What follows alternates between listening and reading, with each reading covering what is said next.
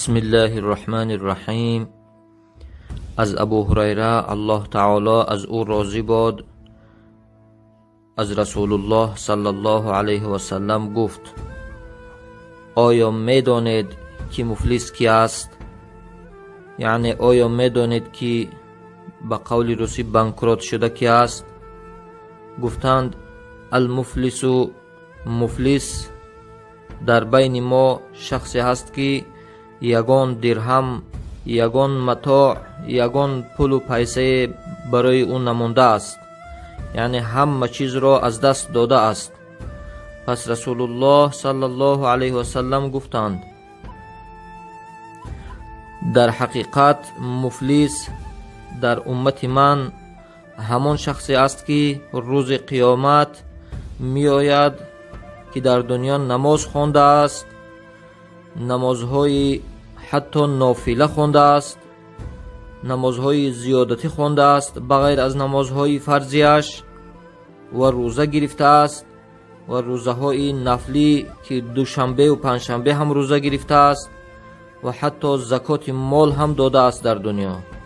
و روز قیامت می آید و در دنیا او انسان چقدر انسانها را دشنام و حقارت دادگی است و چقدر انسانهای بیگناه را، زنهای بیگناه را تهمت به زنا کرده است، یعنی تهمت کرده است که زنا کردن گفته، و چقدر انسانها را به فریب و نیرنگ، به دروغ، به حیله، به ظلم حق مردم را، پول و مال مردم را خورده است، و چقدر انسانهای بیگناه را خون آنها را ریزانده است، و چقدر بنده های الله را، چقدر انسانهای بیگناه را بیگناه زده است.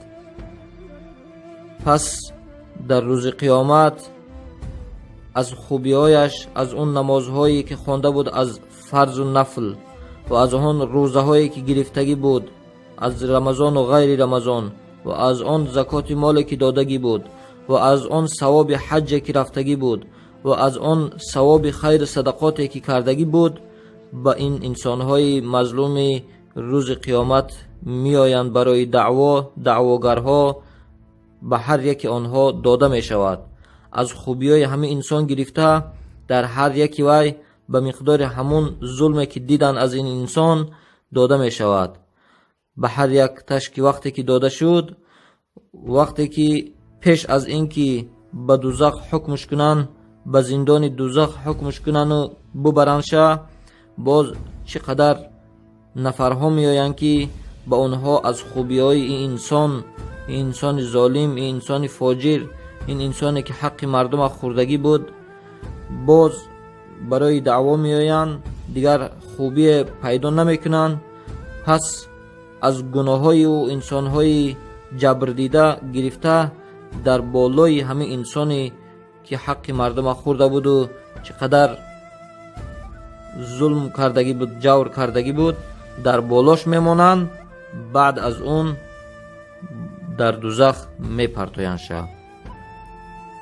پس بدان ای بنده مؤمن که سختترین لحظه ای که در روز قیامت زیاد غمگین میشوی روز حساب است. لحظه ای که نمیتوانی به فرزندت، به پدرت، حتی به مادر مهربانت یک ثواب دهی، با وجود آنکه آنها را در دنیا دوست می داشتی، اما ثوابهایت را به شخص می دهی که او را بد می بینی و او را غیبت کردی، او را تهمت کردی، بهتان کردی، ظلم کردی، حق او را خوردی. چه صحنه ای حسرت آمیز است وقتی که ثوابهایت را در نامه اعمال دیگر شخص بینی و گناهان آن شخص را در نامه اعمال خود ببینی. پس غیبت مکن، تهمت مکن، بهتان مزن، ظلم مکن، حق مردم را نخور، سخنچینی مکن، دروغ مگو، به مردم بدگمان مباش، حذر کن مال مردم گر بود خس، درآید عاقبت بر دیده ای کس، بگیرد صاحب حق طاعتت را.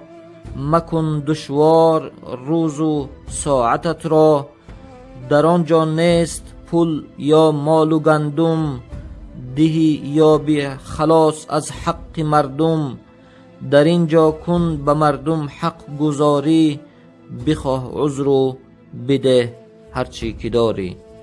وصلى الله على خير خلقه محمد وآله وأصحابه أجمعين. والسلام عليكم ورحمة الله وبركاته.